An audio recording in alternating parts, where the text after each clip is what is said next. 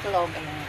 Isang sardinas kaysa may itlog. Ayan. Mikas-mikas natin yung bawang. Sunod natin guys ang sibuyas. Ayan. Mas marami, mas masarap na sibuyas. Ayan, mekos-mekos. Mekos-mekosin. Masarap guys pag marami sibuyas. Ang palakas ng resistensya din to guys ng sibuyas. Kaya kumain kayo ng maraming sibuyas sa inyong katawan para lumakas. At uso ngayon ang sakit char. Pwede yan guys kasi basta malakas ang resistensya guys pag kumain tayo ng sibuyas. At ilagay na natin ang sardinas.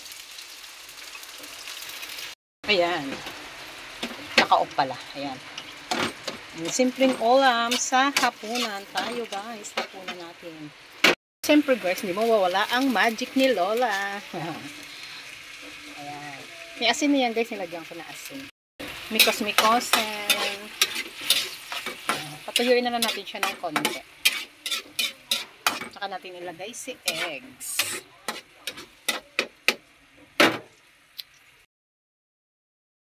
Basag. Hindi perfect yung pagkaano ko ng egg. And guys, kagaya na natin yung itlog. Nahirapan ako mag-ano. Napisa tuloy yung unang egg. Yan. Perfect. Isa pa.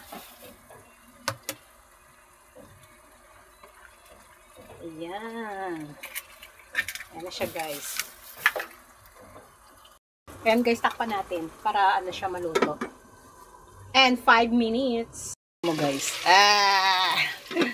Antay natin maluto. Luto na siya guys. Hanguin na natin.